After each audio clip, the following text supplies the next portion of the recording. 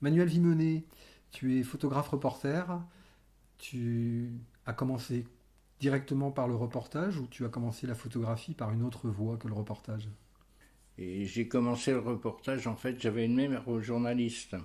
Donc j'étais tout petit, un peu baigné dans l'univers du journalisme.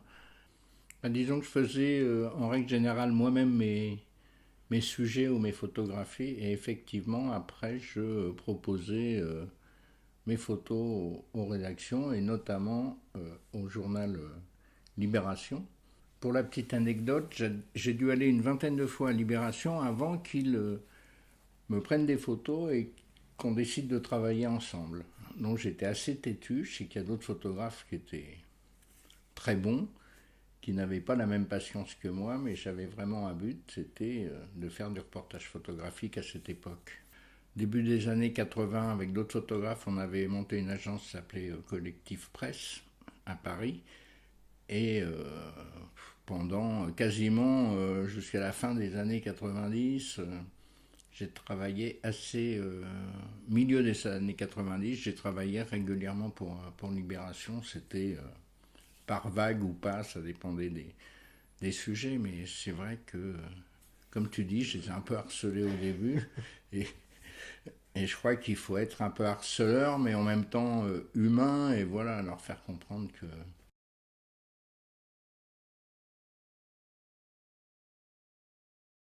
Et après, je crois que tu es rentré à l'agence Vue. Donc, tu as eu la chance de pouvoir rencontrer Christian Cojol. Et en fait, existait déjà peut-être depuis un petit moment. Et comment t'es venue cette rencontre avec l'agence Vue et Christian Cojol? disons, ce qui était pratique, c'est que l'agence Vue était dans les locaux de Libération à l'époque, premier point. Et quand je travaillais pour la première agence, c'est-à-dire l'agence Collectif Presse, j'avais entamé un grand sujet sur les prisons françaises.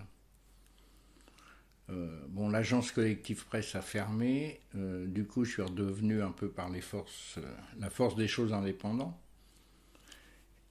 Et un jour je suis allé à la prison des Baumettes. C'était un peu un coup de chance parce qu'il y a eu, je faisais le tour des prisons en France. Je suis allé, c'était un mois de juillet au Baumettes, il commençait à faire très très chaud. Donc j'ai fait pas mal de photos. Et 15 jours après mon passage, il y a eu une grosse mutinerie, ce qui fait que certains magazines cherchaient des photos des Baumettes assez récentes pour un peu essayer de comprendre aussi par l'image pourquoi autant de prisonniers pouvaient se mutiner. Et du coup, j'étais en contact avec un commercial de l'agence Vue qui voulait que je participe en tant que membre actif depuis un petit moment. Et quand il a vu mes photos signées de mon nom, seul, sans nom d'agence, il a été voir Christian Cojol, il a dit bon, je savais peut-être pas beaucoup parler de Manuel, mais il a fait un super travail sur les prisons, au moins au niveau documentaire, et ça serait bénéfique pour tout le monde s'il pouvait rejoindre l'agence. Et en fait, c'est grâce à mon sujet sur les prisons que très vite, une semaine après, c'était fait. Quoi. J'ai pu rentrer dans l'agence Vue. Tu as fait une grande rencontre, celle de Roger Gnobelpis. Peux-tu nous en dire un peu plus? Effectivement, par le biais de Libération, en 1981, j'ai eu un coup de téléphone de Libération en disant il faut qu'on parle, il y a des photographies un peu délicates à faire. C'est celle d'un prisonnier, Roger Knobelspies, qui est à la prison de Melun. Et donc, on s'était vu avec sa compagne de l'époque, Serge Julie. Du coup, ils m'ont expliqué que c'était pas pour s'en servir tout de suite, mais que c'était plutôt des photos d'archives, quoi. Et grâce à sa compagne, qui m'a un peu montré où était situé son compagnon de l'époque, et ben je me suis rendu à la prison de Melun et j'ai fait de l'extérieur, avec un téléobjectif que j'avais loué, euh, des photos de lui derrière ses barreaux. Et c'est vrai qu'après, c'est quelqu'un qui m'a marqué, après sa libération, il m'a beaucoup parlé des conditions de vie dans les prisons qu'il avait eu malheureusement l'honneur de visiter en tant que détenu. Et du coup, c'était très compliqué, je pense un peu plus facile qu'aujourd'hui de pénétrer dans les prisons françaises pour faire des images. Ben, j'ai aussi un petit peu, entre guillemets, harcelé le ministère de la Justice. Et ben, je suis parvenu à mes fins, c'est-à-dire avoir une espèce de carte blanche pour faire un tour dans les prisons françaises. Et une fois de plus, autant pour la prison, les photographies que j'ai faites dans les prisons à Marseille que pour les photos de Roger Knobelspiess, peu de temps après, il a été gracié par Mitterrand parce que il y avait un très très très grand doute sur sa participation à ce dont il était accusé. Et du coup, bah, j'ai rencontré, après sa grâce, effectivement à l'extérieur, j'étais devant la porte de la prison de Melun quand il est sorti, et après, je suis parti avec lui et quelques autres personnes euh, afin de le voir goûter ses premiers instants de liberté depuis si longtemps. Manuel, nous allons parler maintenant d'un vent de liberté et nous allons commencer par la Chine. Tout à fait. En fait, fin 1986, c'est pour ramener un peu dans le contexte et pourquoi je suis allé en Chine. Euh, j'ai décidé de partir en Chine, faire un voyage un peu, on dirait road trip en ce moment, parce que j'étais devenu un peu le spécialiste des photos de prison. Et du coup, j'avais commencé mon reportage sur les prisons moi-même, sans commande, sans rien. Mais quand certains journaux et magazines ont vu que voilà, c'était un travail de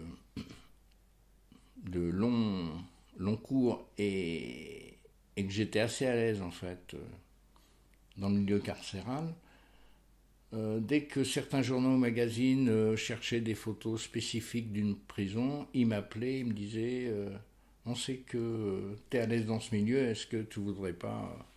Bon, j'ai dit oui quelques fois, mais après, euh, je me sentais devenir en tant que photographe des prisons. Et je me suis dit, je ne vais pas passer ma vie en prison, ne serait-ce que quelques fois par mois ou par trimestre. Du coup, fin 1986, je suis parti en Chine, voilà, et effectué un premier voyage. C'est un pays qui m'attirait depuis que j'étais tout petit, parce qu'une amie de mes parents m'avait envoyé une carte postale quand j'avais 5 ans, et j'ai adoré la forme des toits, en fait, qui sont pas du tout carrés comme ici, mais rectangulaires, mais arrondis. Et je ne sais pas pourquoi, quand j'étais gamin, j'ai eu un flash sur ce pays. Du coup, je suis parti une première fois euh, faire un long séjour, hein, je suis resté quasiment 6 mois. J'y suis retourné 2 ans après, et comme j'avais une connaissance, pas parfaite, mais enfin, je peux me débrouiller en langue chinoise, euh, ça a aidé. Et en fait, en 1988, j'y suis retourné et j'ai vu que les gens commençaient à parler, euh, pas du vent de liberté forcément, parce qu'il y a des mots vraiment qu'il faut éviter, mais qui voulaient un changement. Voilà. Et dès que les premières manifestations sont déroulées à Pékin en 1989, avec l'occupation de la place Tiananmen, euh, eh ben, j'ai réussi à partir pour couvrir les événements grâce à l'agence Vue, mais aussi parce que j'avais raconté un an avant que je sentais quelque chose de frémir assez fortement. 1989, Manuel, tu retournes en Chine, tu te retrouves place Tiananmen. Quelle était l'ambiance? Bah, disons, pour moi comme pour les autres, tout le mouvement, tout le mois de mai a été calme, c'était vraiment une ambiance festive, beaucoup de monde, beaucoup d'étudiants, après beaucoup de professeurs ont rejoint le mouvement, parce que c'était un mouvement euh, pour la liberté, mais surtout contre la corruption, aussi contre la corruption, Et, euh, et tout s'est bien passé pendant plus d'un mois, quoi. Euh, le soir, il y avait même des concerts avec certains groupes ou chanteurs taïwanais de Hong Kong. Dans la journée, il y avait des assemblées générales. Euh, j'ai photographié un des leaders qui est maintenant aux États-Unis, mais dans sa chambre d'étudiant, enfin qui, voilà, c'était bon, le fait que je parle un peu chinois, j'étais peut-être un peu avantagé par rapport à d'autres journalistes. Et alors que j'adore le contact, mais là je me mettais, j'ai travaillé d'une façon assez personnelle, c'est-à-dire que je cherchais pas à couvrir, si je cherchais à couvrir les manifestations et le mouvement, mais vraiment d'un point de vue personnel, quoi. J'ai essayé de travailler, de composer plus les images que d'appuyer un peu frénétiquement sur le bouton, d'autant qu'à l'époque, on ne pouvait pas s'amuser à faire autant de photos vu qu'on était en pellicule argentique et on utilisait de la diapositive. Et puis effectivement, à la fin, il y a eu, ce que tout le monde connaît, le massacre dans la nuit du 3 au 4 juin, et j'avais réussi à faire quelques photos, mais quand je suis rentré à l'hôtel, l'armée m'a qui était présente dans tous les halls d'entrée des hôtels à Pékin. Voilà, ils m'ont pas sauté dessus, mais ils m'ont un peu menacé avec des AK-47, dites Kalachnikov. Donc ça calme un peu, et puis finalement, j'aurais donné mes pellicules, voilà, que j'avais prises pendant la nuit, quoi. C'est pas ce qu'il y avait. J'ai pas pu faire autrement. Alors, je sais qu'il y a quelques photographes, beaucoup plus rusés que moi, en tout cas, qui les ont cachés dans des endroits discrets, quoi. L'armée n'osait pas fouiller, donc et comme ça on a pu voir quelques photos de la nuit où il y a le massacre. Alors après je suis resté, j'ai dû repartir vers le 12 ou 13 juin, donc je suis resté 8-10 jours. Euh, Parce qu'en fait, pour se promener, se balader dans Pékin, c'était impossible. Donc pendant les événements, enfin avant que le massacre, je m'étais acheté un vélo. Donc, c'était beaucoup plus pratique puisqu'il n'y avait plus de bus, il n'y avait plus de taxi. Enfin, tout le peuple était solidaire. Du coup, je suis resté après parce qu'il y a des gens qui m'ont dit qu'il faut rester pour témoigner. C'est pour ça quand ils ont rouvert la place Tiananmen au bus, j'ai pu faire quelques photos des chars devant la fameuse site interdite avec le portrait de Mao Tse-tung dans le fond.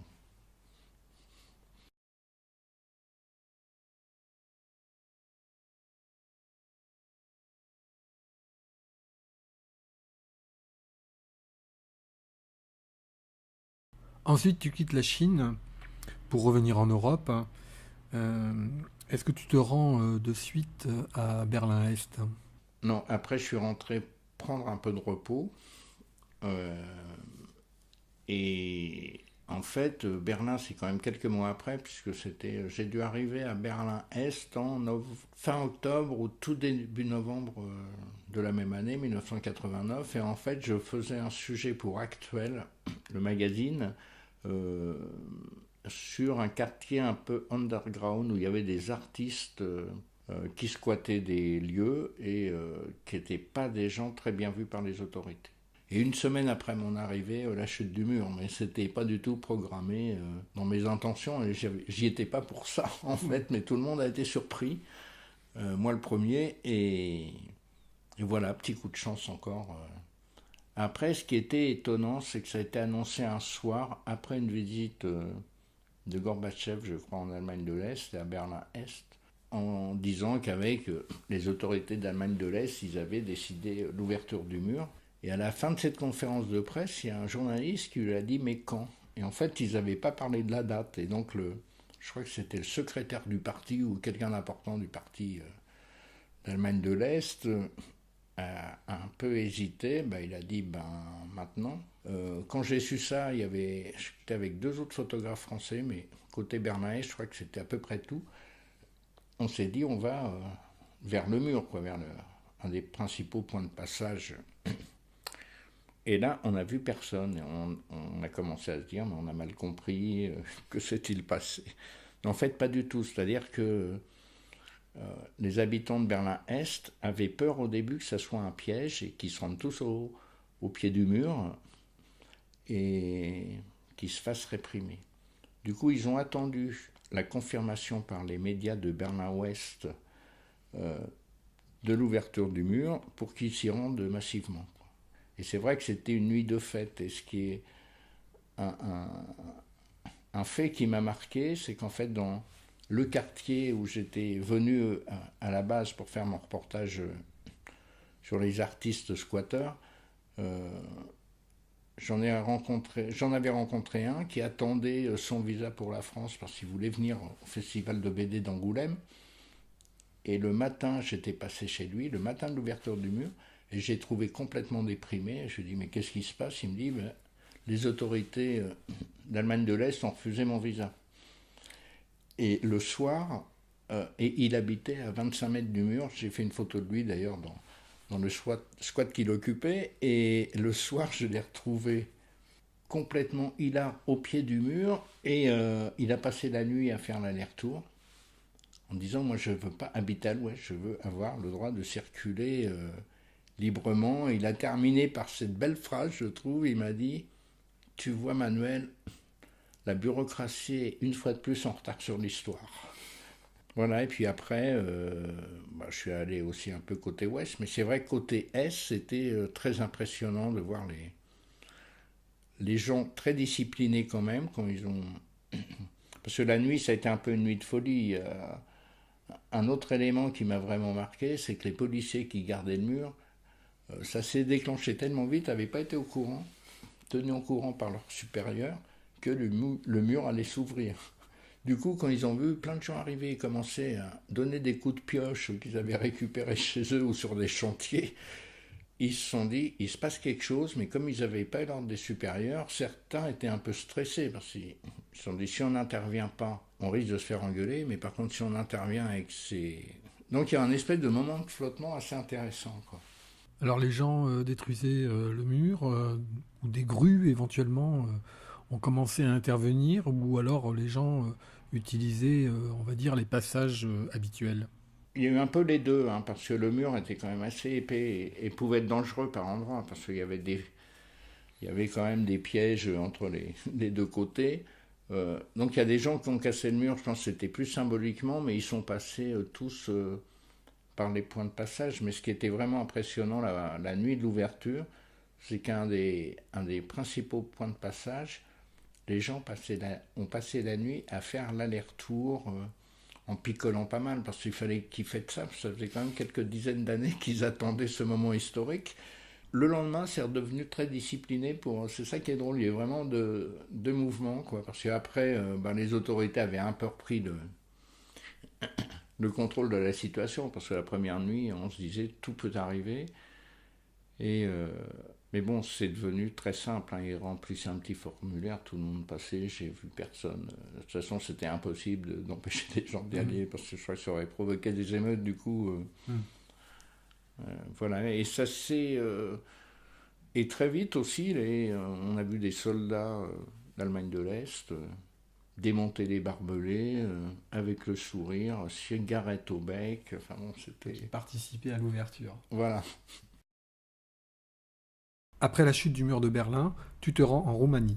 C'était un peu plus d'un mois après, parce que après l'Allemagne de l'Est et la chute du mur de Berlin, je m'apprêtais à préparer le réveillon des fêtes de fin d'année. Et puis là, j'étais à l'agence Vue et on suivait un peu l'actualité. Et je suis parti avec un autre photographe de l'agence. Et bon, Christian Kojol a dit, il se passe encore des choses importantes à l'Est. Donc, comme j'étais un de ceux qui faisait du reportage, parce qu'il était bien aussi à l'agence Vue, il y en a beaucoup qui... on n'était pas tant que ça à faire vraiment du reportage photo, quoi. Il y avait Alain Bizos, il y avait Didier Lefebvre. On choisissait un peu nos sujets. Et puis Christian Kojol avait quand même l'intelligence de savoir dans quel environnement on était à l'aise et on pouvait être efficace pour la prise de vue photographique. Donc voilà, quand on est arrivé en Roumanie, je suis parti avec un journaliste de Libé, avec une autre photographe de l'agence excellente photographe, Claudine Doury. Et elle, c'était son premier reportage un peu chaud, disons. Du coup, on a dû louer une voiture à Budapest, passer la frontière. Et la frontière, c'était un peu comme la nuit de l'ouverture du mur de Berlin-Est. C'est-à-dire que on savait que Ceausescu avait fui le pouvoir, était parti de Bucarest, mais personne ne savait comment ça allait tourner. Du coup, on a attendu assez longtemps à la frontière, parce que, pareil, les gardes frontières ou les douaniers se demandaient, on les laisse rentrer ou pas? Parce que sous Ceausescu, on ne pouvait pas rentrer comme ça en Roumanie. Quand on avait la chance d'avoir un visa, c'était un peu plus compliqué. Et là, on est rentré sans visa. C'est vraiment, au bout d'un moment, ils ont dit, c'est bon, il est en fuite. Mais il y avait encore des combats assez forts à Bucarest. Mais le temps que nous, on arrive à Bucarest, en fait, la plupart des... Il y avait encore quelques tirs, mais le sort de Ceausescu et son régime était quasiment fini. Et quel était le rapport avec la population? Vraiment, très simplement, premier avantage, les Roumains parlaient à l'époque, c'était la première langue enseignée, c'est le français. Donc, et à peine arrivé à Bucarest, je suis tombé sur un professeur de français, mais roumain. On a un peu parlé, il m'a dit, mais si tu veux, je te fais visiter Bucarest. Et il m'a dit, je vais t'emmener dans un endroit intéressant, et il m'a emmené à la morgue, en fait. Bon, c'est la première fois que je voyais une morgue. Et après, il m'a emmené vraiment, il m'a montré où étaient les cimetières, donc il y avait beaucoup d'enterrements. Et puis je me suis dit, je suis là, et c'est vrai qu'on est à Bucarest, je sais pas, il y a 2h30 d'avion à peine de Paris. Et là, je me suis vraiment senti très très loin, quoi. Beaucoup plus même que Berlin. J'ai fait un peu ce qu'on appelait à l'époque du news magazine, c'est-à-dire traiter. On est là parce qu'il y a des événements, mais j'ai pas trop suivi l'actualité. Hormis je suis allé dans des cimetières, mais j'ai réussi à trouver des usines, une grande usine à Bucarest qui était dans un état et des conditions de travail, voilà. Beaucoup de magasins d'alimentation étaient quasiment vides, il y avait des files d'attente absolument incroyables. Le ravitaillement de gaz, c'était pareil, j'ai fait pas mal de photos. C'était un camion qui arrivait sur une place rempli de bouteilles de gaz, et les gens, il y en a qui étaient là, ça faisait plus de 2 heures qu'ils attendaient pour récupérer du gaz, quoi. Et tout ça en plus dans une ambiance, c'était en plein hiver, donc il neigeait, ça s'arrêtait, ça repartait, enfin bon... au niveau image, c'est vrai que c'était assez saisissant. Les liaisons ont mis un certain temps à se rétablir. J'ai une grosse partie de mes photos que j'ai faites en Roumanie qui sont arrivées quasiment très peu de temps avant mon retour à Paris, quoi. Et des photos ils avaient pas eu le temps de les développer. Donc j'en ai retrouvé. En plus, je trouve que sur l'année 89, je trouve que j'ai fait des choses assez intéressantes en Roumanie, mais qui ont été très bien vues. Donc là, je pense qu'on va en voir quelques-unes que même parmi mes proches ne connaissent pas comme photographie.